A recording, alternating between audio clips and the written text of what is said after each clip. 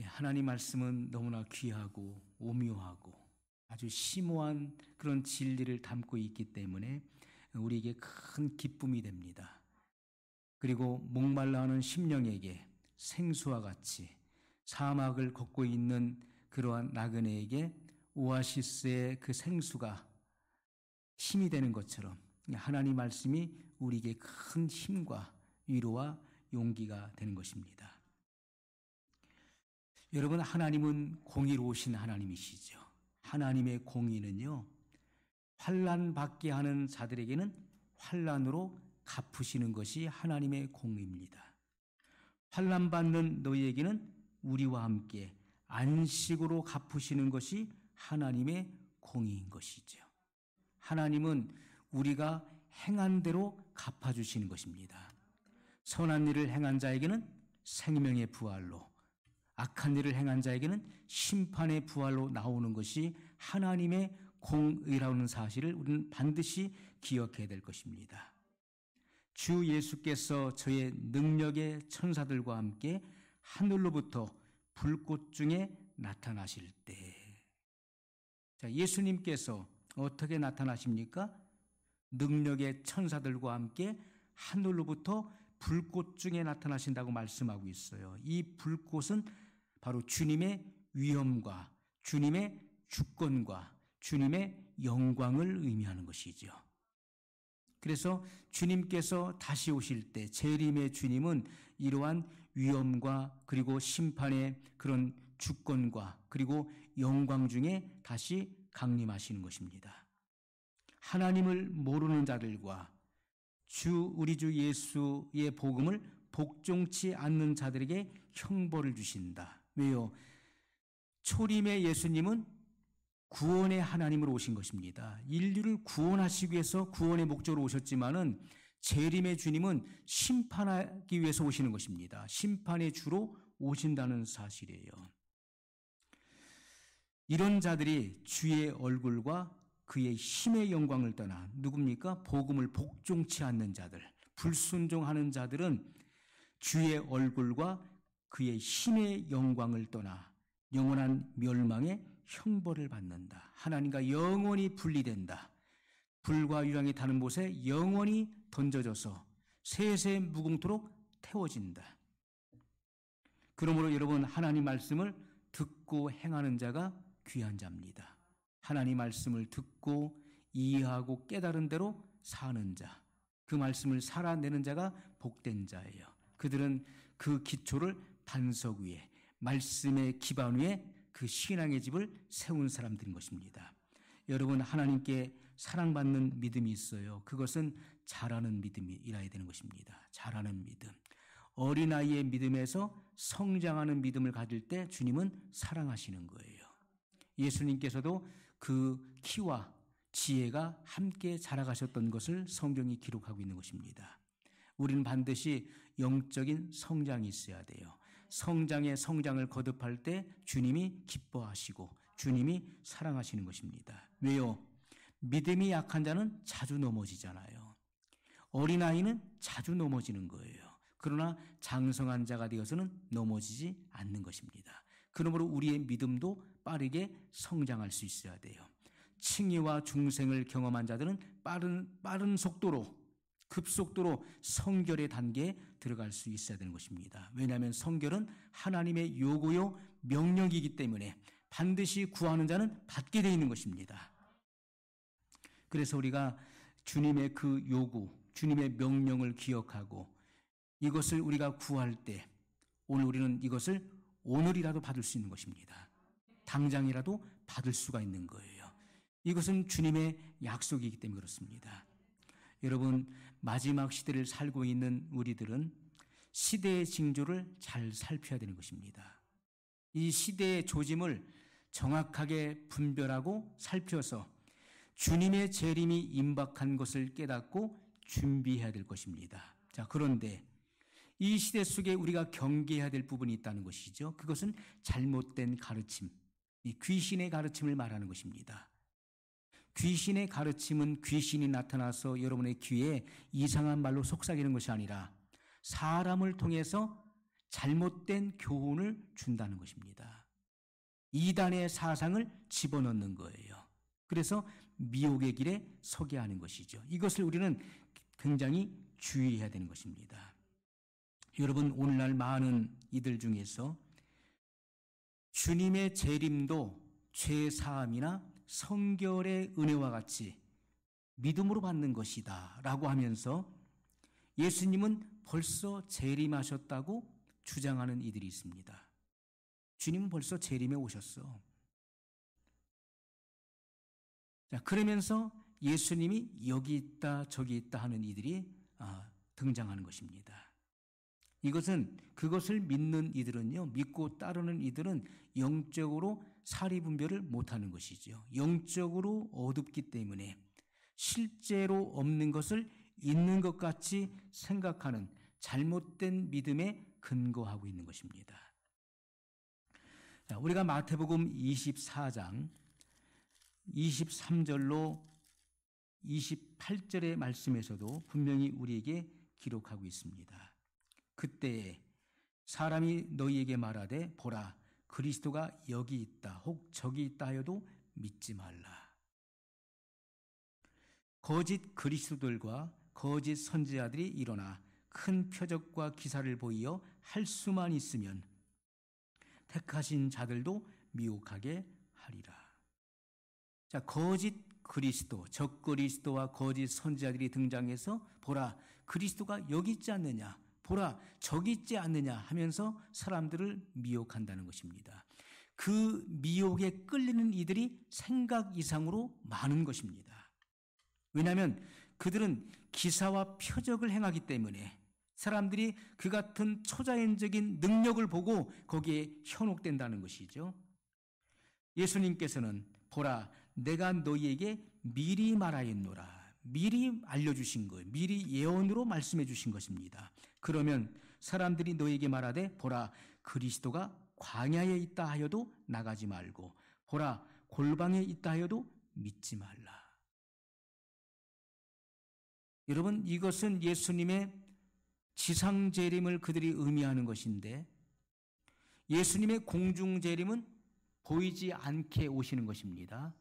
하늘로조차 강림하시는데 그것은 하나님 보호자 우편으로부터 예수님께서 공중에 재림하시는 것입니다. 그때 성도들의 휴거가 있는 것이죠.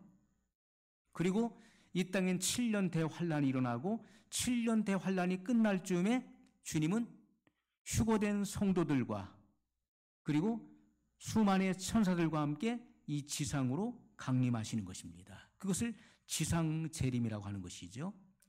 이 지상재림은 모든 이들이 볼 수 있도록 공개적으로 임하시는 것입니다. 공중재림은 알지 못하는 중에 오시지만은 그러나 지상재림은 공개적으로 오시는 거예요. 각인의 눈이 그를 보겠고 그를 찌른 자도 볼 것이요 라고 말씀하고 있어요. 자, 주님을 보게 되는데 어떤 이들은 말하기를 보라 그리스도가 광야에 있지 않느냐. 예수님께서는 어떤 특정한 장소에 오시는 것이 아닙니다. 광야와 같은 어떤 장소에 오셔서 거기서 무리를 모아놓고 가르치시는 분이 아니에요. 보라, 주님께서 골방에 오셨다. 어느 은밀한 장소에 몰래 오셔가지고 거기 사람들을 모아놓고 가르치는 분이 아니시라는 거예요. 우리가 지상 재림은요 공개적으로 오는 것이죠. 공개적으로. 그래서 산자를 심판하시고 천년 왕국에 들어가시는 것이죠. 천년 왕국을 이루시는 것입니다. 우리가 이러한 순서와 절차를 분명하게 이해를 할 수 있어야 되는 것이죠. 여러분, 그래서 마지막 시대에는 이제 앞으로 이 땅에 재앙이 많은 재앙들이 일어나고 그리고 재난과 그리고 바이러스가 창궐하게 될 것입니다. 이러한 혼란한 틈을 타서 적그리스도가 등장하고 거짓 선지자들이 나타나서 이렇게 성도들을 미혹하게 될 것이고 이 땅에 우거하는 모든 백성들을 현혹하게 될 것입니다. 또한 이 시대는 우리가 유튜브가 전 세계를 다 지배하고 있는 것입니다. 수많은 정보가 이 유튜브를 통해서 방영되고 있어요. 이단들의 잘못된 사상들이 너무나 많이 이곳에 노출되어 있습니다. 그러므로 우리는 주의하고 경계해야 된다는 것입니다. 여러분, 우리가 예수님의 재림이 몇 년, 몇 월, 며칠, 몇 시에 일어난다고 단정 지어서 말해서는 안 되는 것이죠.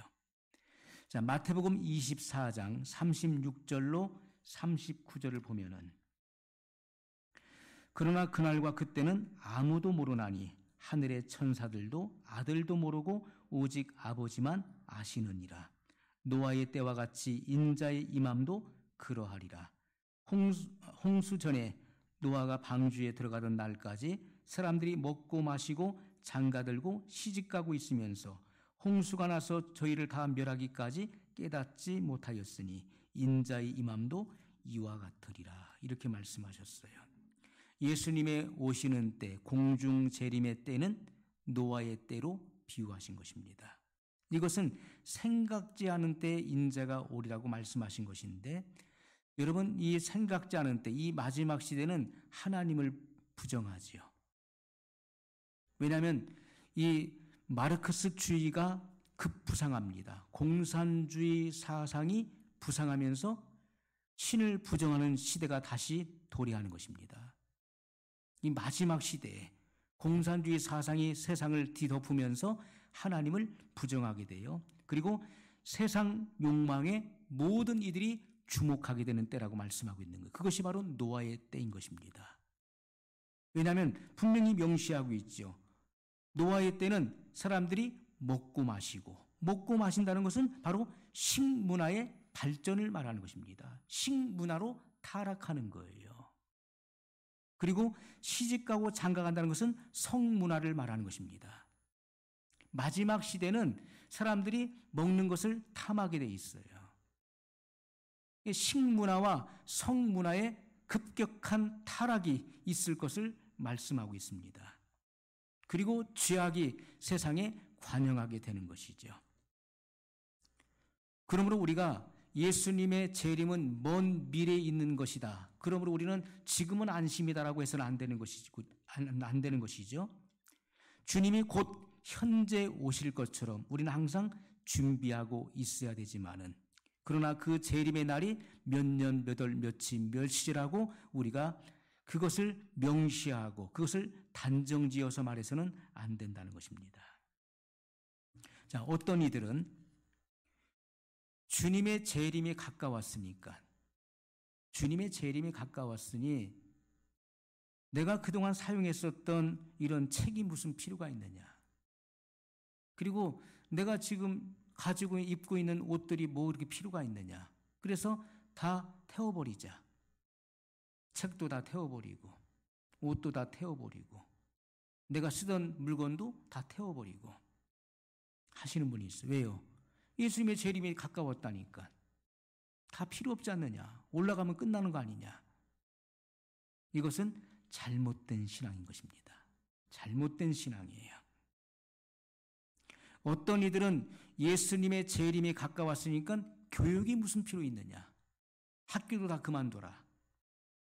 그래서 자녀들을 학교에 보낼 필요가 없다고 주장하는 이들도 있습니다. 이것은 영적인 사리에 어두운 거예요. 어떤 이들은 예수님의 재림이 임박했다니까 마음이 조급해지는 거예요. 그래서 업무나 또는 사업을 폐하거나 또는 게을리하는 이들도 나오는 것입니다. 이것은 다 잘못된 생각으로부터 나오는 것입니다. 어떤 이들은 재림이 가까웠다니까 일상에서 마땅히 해야 될 일들을 다 하지 않습니다. 아무것도 하지 않고 이제는 기도만 해야 된다. 왜? 예수님의 재림이 가까웠으니까 회개하고 기도만 해야 된다. 모든 것을 다 중단하라. 이것도 바른 신앙의 모습이 아니라는 것이죠. 회개하고 그리고 기도하는 것은 잘못된 일이 아니지만은 모든 것을 다 제쳐두고 모든 일을 다 일상의 일들을 중단하고 회개하고 기도만 하는 것이 예수님의 재림을 대망하는 최상의 태도라고 할 수 없다는 것이죠. 여러분, 물론 기도의 영을 받은 사람도 있고 또는 도구의 영, 다른 말로 중보의 영을 받은 일도 있습니다. 그래서 오랫동안 장시간 기도할 수 있는 사람도 있는 거예요. 그러나 내가 6시간 기도하니까 너도 6시간 기도하라고 강요할 수는 없다는 것이죠. 내가 평균 6시간을 기도하니까 사람은 적어도 6시간씩은 기도해야 돼. 그래서 남에게 누구에게나 6시간을 적용할 수는 없는 것입니다. 왜냐하면 각 사람마다 능력과 그리고 그 역량이 다르기 때문이죠. 이것은 그 사람에게 주어진 은사인 것입니다. 오래 기도할 수 있는 사람도 있고 오랫동안 기도를 못하는 사람도 있는 것이죠. 어떤 이들은요, 이스라엘의 회복을 위해서 중보하면 그것이 완성된 기도가 되는 것이다. 그래서 이스라엘의 회복만을 위해서 기도하는 이들도 있어요. 또 어떤 이들은 아멘 주 예수여 오시옵소서, 마라나타의 신앙, 그래서 날마다 기도할 때 아멘 주 예수여 오시옵소서, 만일 주문을 애우는 것처럼 주 예수여 오시옵소서, 주 예수여 속히 오시옵소서. 자, 이렇게 주 예수여 오시옵소서라고 하는 이 귀절 속에 모든 기도가 포함되어 있기 때문에 이 기도만 하면 다른 기도는 하지 않아도 된다라고 주장하는 이들도 있어요. 이 기도가 완전한 기도다 하는 것도 잘못된 기도의 실태인 것입니다. 지금 우리가 구원할 영혼들을 눈으로 보고 있음에도 불구하고 그들을 전도하지 않고 그들의 그 어두운 영안을 흔들어 깨우지 않고 재림을 위해서 기도하면 예수님께서 재림하실 때 재림하시기 전에 구원받을 자는 다 구원하신다. 이렇게 주장하는 것도 잘못된 믿음인 것입니다. 여러분, 초대교회 당시에는 주님의 재림이 좀 멀리 있었죠. 사도 요한도 그 사실을 알고 있었습니다. 사도 요한도 천상에 이끌려가서 그가 말로 다 할 수 없는 그런 장차 되어질 일에 대한 계시를 받을 때 예수님의 재림이 장래에, 장차 먼 장래에 있을 것을 그는 알고 있었습니다. 왜냐하면 그 같은 일이 벌어질 때에는 그는 장차 2000년 후에 이루어질 일들을 지금 현재 시각으로 본 것입니다. 천상에서 그는 이미 내다본 것이죠. 그래서 자기 시대에 예수님께서 오시지 않을 것을 이미 알고 있었어요. 그래서 그 당시에는 선교 위주로 이 전도를 하게 됐던 것입니다. 그런데 지금은 어떻습니까? 지금은 그때로부터 2000년의 세월이 흐른 것입니다. 지금 우리는 서기 2021년을 살고 있는 것이죠. 그렇기 때문에 우리가 이 세상에 나타나는 징조를 볼 때, 하늘과 땅과 교회 안에 되어지는 모든 조짐들을 볼 때 예수님의 재림이 아주 가까웠다는 것을 우리는 이 징조를 통해서 직감할 수 있는 것입니다. 성경의 예언이 성취되고 있음을 우리는 분명히 알 수가 있는 것이죠. 여러분, 지금 우리가 보십시오. 중국의 우한 바이러스의 등장을 통해서 불과 얼마 만에 전 세계 팬데믹이 일어났어요. 팬데믹이 일어나니까 모든 사상들이 뒤집어지면서 전체주의 사상으로 흘러가고 있는 것입니다. 왜요? 이 바이러스로부터 보호받기 위해서 이 땅에 거하는 백성들, 국민들이 그 바이러스, 창궐한 바이러스로부터 보호받기 위해서 정부에 힘을 실어주게 되는 거예요. 이 바이러스로부터 우리를 보호해 주시오. 그러기 위해서는 어떠한 감시를 받든지 통제를 받든지 상관없으니까 강력하게 대응하고 강력하게 반응해서 이 바이러스로부터 우리를 보호해 주십시오. 정부에 의탁하는 겁니다. 권력을 힘을 실어주는 거예요. 그래서 이 전체주의는요, 그 정치 권력자, 지도자가 그 정치 권력을 이용해서 그 국민들을, 백성들을 통제하는 것입니다. 다스리는 것이죠. 그래서 빅브라더 사회가 연출되는 것입니다. 빅브라더예요. 전 국민을 감시하고 통제해서 그 국민들의 일거수일투족을 다 감시하고 그 이동 경로를 다 파악하고 정보를 수집해서 그들의 약점을 다 알고 있는 것이고, 그리고 국민들을 통제하는 것입니다. 그것이 빅브라더 사회이죠.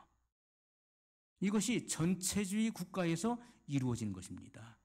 앞으로 이루어지는 그런 세계 단일 정부는 전체주의, 다른 말로 공산주의 국가가 되는 것입니다. 강제인 것입니다. 모든 것이 다 강제로 되어지는 거예요. 백신 접종도 강제가 되는 것이고, 더 나아가서 이제 어떻습니까? 사람의 이마에, 오른손에 이러한 짐승의 표를 받게 하는 것도 강제 조항이 되는 것이죠. 모든 것이 다 강제로 되는 것입니다. 강제. 이것이 자연스럽게 이루어지기 위해서 계속해서 연습하고 훈련을 거듭하게 되는 것이죠.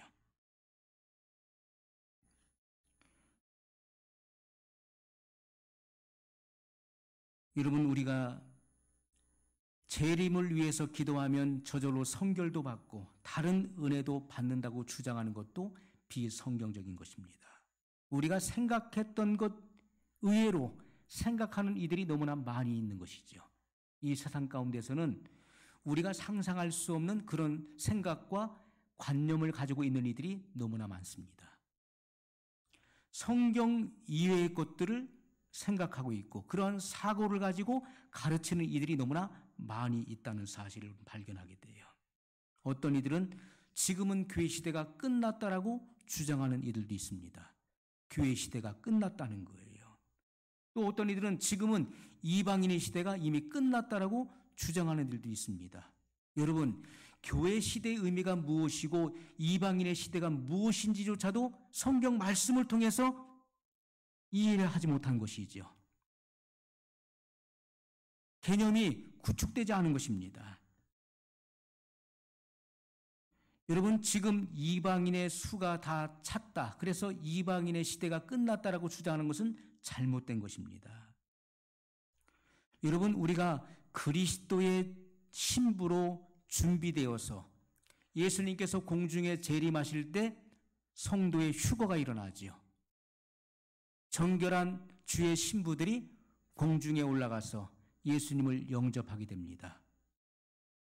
예수님의 공중재림과 성도의 휴거가 이루어졌을 때 비로소 교회 시대가 끝나는 것입니다.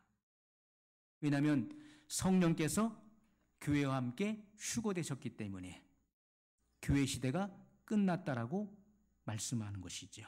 교회 시대가 그때 끝나는 것입니다. 그리고 예루살렘이 이방인의 손에서 완전히 선민에게 회복될 때, 그때 이방인의 시대가 끝나는 것입니다. 이방인 중에서 구원받아야 될 이방인의 충만한 수가 채워져야 되는 것입니다. 그래야 이방인의 구원이 마쳤기 때문에 이방인의 시대가 끝나는 것이죠. 이러한 분명한 개념들을 우리가 알고 있어야 되는 것입니다.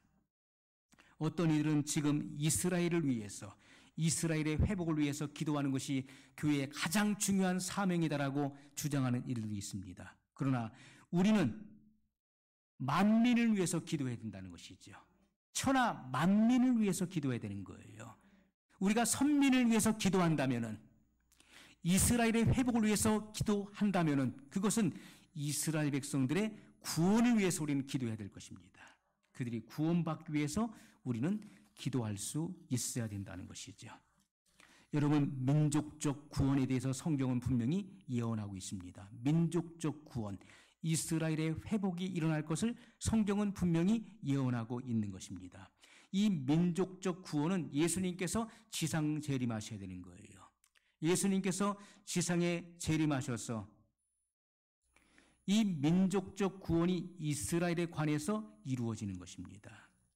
이스라엘은 이미 선택받은 선민이죠. 그래서 이 선민을 통해서 이방인에게 복음이 전파되었어요. 그래서 주님께서는 아브라함을 통해서 이 선민이 장차 이 땅에서 지상의 축복을 받게 될 것을 예언해 놓으신 것입니다. 아브라함을 통해서 약속하신 내용이 성경에 기록되어 있는 거예요. 이 축복은 천년 왕국에 들어가서 이루어지는 것입니다. 천년 왕국 때 이스라엘의 민족적 부활이 일어나는 시대인 것입니다. 그것을 성경은 분명히 우리에게 말씀하고 있지요. 자, 그래서 우리가 성도의 궁극적 구원, 우리가 기대하고 바라봐야 되는 것은 성도의 궁극적 구원. 우리의 궁극적 구원은 공중 휴거를 통해서 예수님의 지상재림과 성도의 휴거를 통해서 궁극적 구원에 이르게 되는 것이죠. 새하늘과 새 땅을 갈망하는 그리스도인들은 누구나 완전한 성결을 사모해야 되는 것입니다. 완전한 성결을 갈망해야 돼요. 그 성정과 성품이 주님과 같아져야 되는 것입니다. 주님과 같아져야 휴거될 수 있는 거예요. 내 마음이 더러운데 여전히 죄악을 품고 살고 있는데 아무리 예수님께서 오셔서 나를 데려가기를 내 마음속에 갈망하는 마음이 있다 할지라도 그는 이 지상에 남게 될 것입니다. 마태복음 24장 말씀에 보면은 예수님께서 공중 혼인잔치, 공중 휴거와 이 땅에서의 7년 대환란, 휴거될 자와 남게 될 자에 대한 비율을 6가지를 말씀하셨어요. 반드시 올라갈 자가 있고 남겨질 자가 있다는 것을 분명히 명시한 것입니다. 그런데 올라갈 자의 자격이 어떠냐는 거예요. 공중 휴거될 자들의 그 필수 요건이 무엇인가에 대해 성경은 분명히 말씀하고 있죠. 그것은 주님의 성정과 주님의 품성과 일치되어야 된다는 것입니다. 그것이 성도의 성결이라는 것을 분명히 명시하고 있는 것이죠. 그리스도인들이 마땅히 품어야 될 인격적 품성에 대해서는 마태복음 5장으로 7장까지 산상수훈을 통해서 아주 구체적으로 정확하게 명시해 놓으셨어요. 이것이 바로 우리의 신앙적 표준이 되어야 되는 것입니다. 그것이 표준이에요. 그 표준에 맞춰가야 되는 것입니다. 여러분, 하나님께서 우리에게 요구하시는 것이 있어요. 그 표준에 우리가 도달하지 못하면 안 되는 것입니다. 여러분, 학생들이 그 수능을 통해서 이제 대학에 들어가는데 각 대학에서는, 각 과에서는 표준을 예배해 놓은 것입니다. 표준을, 그것을 제시하고 그 표준에 도달한 사람만 받아들이는 것이죠. 그 표준에 이르지 못한 사람은요, 절대로 들어갈 수가 없는 거예요. 반드시 그 요구하는 그 요건이 있는 것입니다. 그 요건을 충족시킬 때 우리가 거기에 들어갈 수 있는 것처럼 주님께서 우리에게 요구하시는 휴거의 대상, 휴거의 필수 요건, 휴거하는 데 있어서 성도들의 이런 심령의 상태, 이런 부분들을 정확하게 명시해 주신 것입니다. 우리는 성경을 읽으면서 이러한 말씀들을 새롭게 우리는 보는 안목이 열려야 되는 거예요. 쓸데없는 것에는 눈이 열리고 꼭 필요한 것에는 눈이 닫혀서 그런 것들이 보이지 않으면 안 되는 것입니다. 반드시 중요한 것, 우리가 반드시 알아야 될 것, 이러한 중요한 성경 말씀에 대해서 영안이 활짝 열려야 되는 것, 밝게 열려야 되는 것이죠. 여러분, 그리스도인의 완전은 무엇입니까? 그것은 모든 죄에서 내가 구원을 얻는 거예요. 모든 죄에서 내가 해방되는 것이고 모든 죄에서 자유케 되는 것입니다. 이 모든이라고 하는 말은 자범죄와 원죄를 말하는 것입니다. 중생의 단계에서는 자범죄에서 해방을 받았지만은 그러나 죄의 근성은 남아있는 거예요. 그래서 거듭난 성도들도 이 속에서 끊임없이 악한 생각이 올라오지 않습니까? 음란한 생각도 올라오고 살인의 마음도 올라오고 그리고 온갖 더러운 그러한 생각들이 계속해서 끊임없이 솟구쳐 올라오는 것을 경험적으로 알 수 있는 것이죠.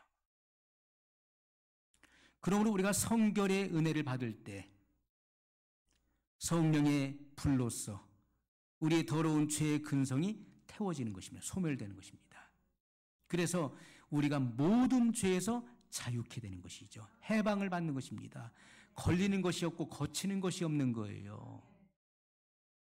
여러분, 우리가 성경은 분명히 이것이 바로 성도의 거룩함인 것을 말씀하고 있고 이것이 성도들이 도달해야 될 성도의 완전인 것을 말씀하고 있다는 것입니다.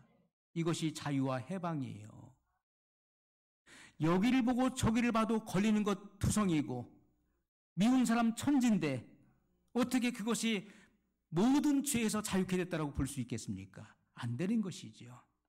그것은 중생의 단계에서는 그것이 가능한 것입니다. 모든 것이 다 걸리는 거예요. 여기도 걸리고 저것도 걸리고 걸림돌이 있는 거예요. 그러므로 사도 바울이 그것을 경험적 변증을 통해서 로마서 7장에 명시해 놓은 것이 아니겠습니까? 내 속에 두 법이 서로 싸우고 있는 것을 분명히 기록해 놓았어요. 내가 마음으로서는 하나님의 법을 내가 추종하기를 원하지만은 그러나 내 속에 또 다른 법이 있어 나를 내 지책 가운데 있는 죄의 법 아래로 사로잡아 오는 것을 본다라고 기록했던 것이죠. 이것이 내 마음속에 끊임없는 그런 싸움을 표현해 놓은 것입니다. 그러나 로마서 8장에서 그런 성결의 은혜를 통해서 죄와 사망의 법에서 해방되었음을 분명히 기록하고 있다는 것이죠. 이것은 모든 죄에서 자유케 된 것입니다. 모든 죄에서 자유케 되는 거예요. 이러한 단계가 있다는 것을 주님이 분명히 말씀하셨어요. 내가 거룩하니 너희도 거룩할지어다. 내가 성결하니 너희도 성결할지어다라고 분명히 말씀하신 것입니다. 여러분, 우리가 이렇게 그리스도인의 완전, 모든 죄에서 자범죄와 원죄로부터 자유케 된 사람은 나의 온 마음과 뜻과 목숨을 다하여 하나님을 필연적으로 사랑할 수 있는 거예요. 필연적으로 사랑할 수밖에 없는 존재가 되는 것입니다. 또한 이웃을 내 몸과 같이 사랑할 수 있는 그 성경이 그를 통해 성취되는 것입니다. 여러분, 중생의 단계에서는 이것이 잘 이해가 안 되는 거예요. 어떻게 내가 그 사람을 내 몸과 같이 사랑할 수 있는가? 내가 어떻게 남을 내 몸과 같이 사랑할 수 있는가? 어떻게 내가 원수를 사랑할 수 있는가? 나를 해하는 사람을 어떻게 그 사람을 사랑할 수 있는가? 어떻게 나를 핍박하는 자를 위해서 내가 정말 그의 영혼 구원을 위해서 그도 구원받기 위해서 내가 기도할 수 있는가? 그를 위해서 어떻게 용서의 기도를 드릴 수 있는가? 그러나 성결의 단계에서 그 종지부를 찍게 되는 것입니다. 성결의 은혜, 순간적인 성결의 은혜를 받음으로써 그 속에 있는 죄성이 태워짐으로써 그런 주님의 이 말씀이 내 안에 그대로 성취된다는 것입니다. 내 마음을 다하고 뜻을 다하고 목숨을 다하여 주 너의 하나님을 사랑하라. 이것이 크고 첫째 되는 계명이요 또 둘째는 이와 같으니 내 이웃을 내 몸과 같이 사랑하라 하신 이 말씀이 내 안에서 성취되고 완성된다는 것입니다. 이것이 성결의 단계라는 거예요.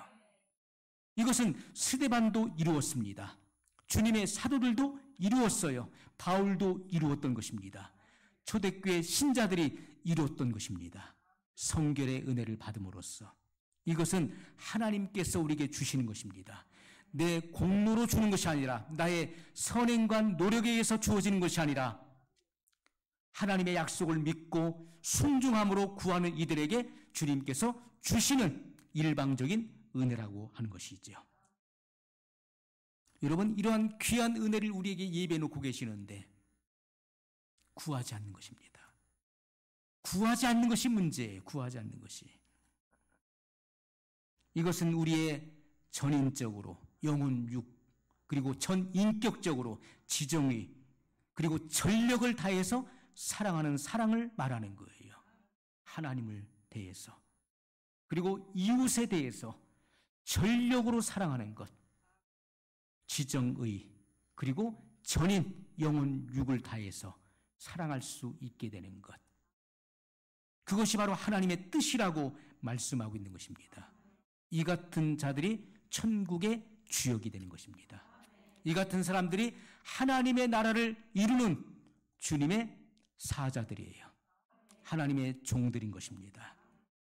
여러분, 모든 사상과 그리고 언어와 행동은 이 거룩한 사랑으로부터 흘러나오는 것입니다.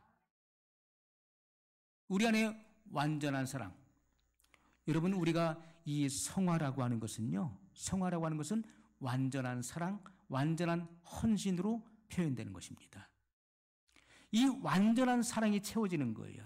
내 속에 이 죄의 근성, 죄의 쓴뿌리인 옛사람, 이 죄가 태워지고 하나님의 사랑이 우리 안에 충만하게 부어지는 것이죠. 그래서 이 사랑이 이 근원으로부터, 이 배에서부터 흘러나는 거예요. 예수님께서 말씀하시기를 나를 믿는 자는 성경의 이름과 같이 그 배에서 생수의 강이 흘러나리라. 이 배는 영혼의 지성소인 것입니다. 영의 지성소예요. 배에서부터 생수의 강이 흘러나는데 이 사랑의 강수가 흘러넘친다는 거예요. 그래서 모든 사상과 그리고 언어와 행동이 이 사랑으로부터 발휘되는 것입니다. 여러분, 죄성이 있는 사람은요, 이기적인 욕구가 개재되어 있는 거예요. 좋을 때는 간도 쓸개도 다 빼줄 수 있는 거예요. 좋을 때는. 그러나 틀어지면 어떻습니까? 다 싫은 거예요. 다 좋았던 것이 한순간에 다 싫은 거예요.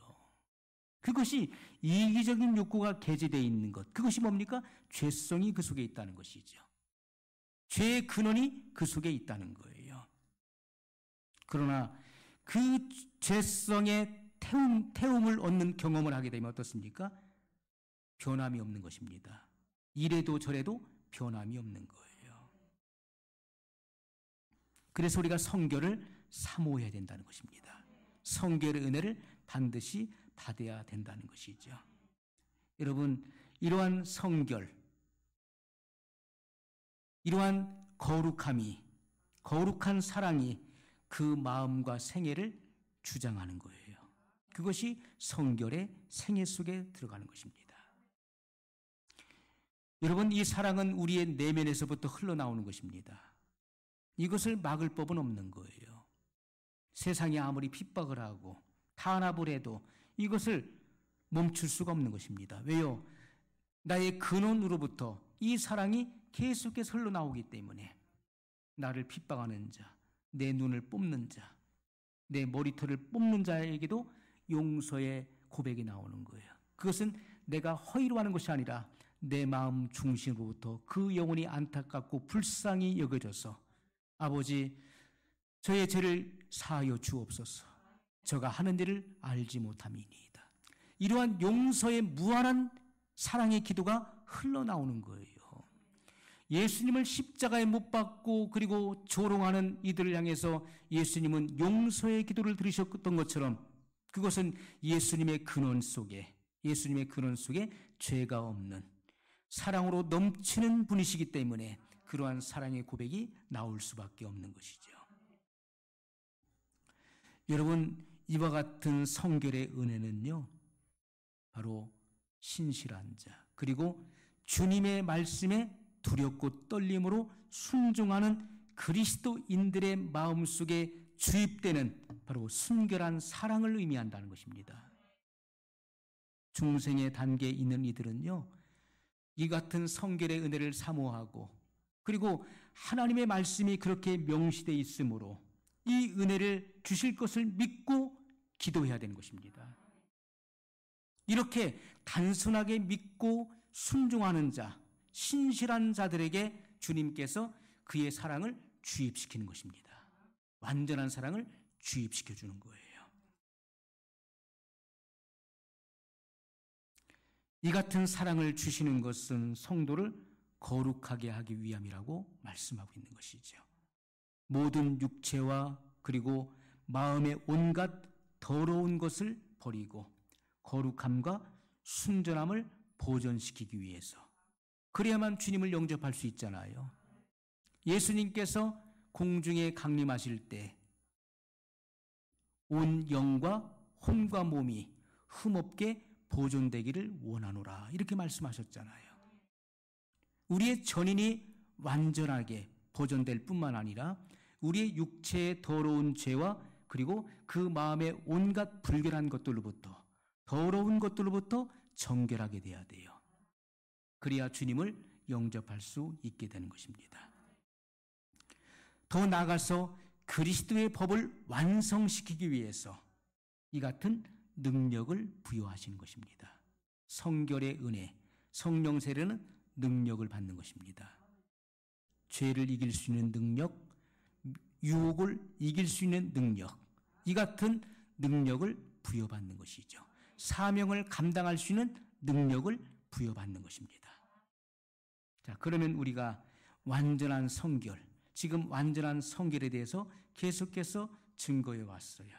자, 완전한 성결을 다시 우리가 다른 표현을 쓴다면은, 우리가 한 가지 사물을 놓고도 다양한 표현을 쓸 수 있는 것처럼 우리가 이 완전한 성결을 또 다른 표현을 들자면은, 이것은 아직 완전한 청결을 받지 못한 데서 청결함을 받는 것입니다.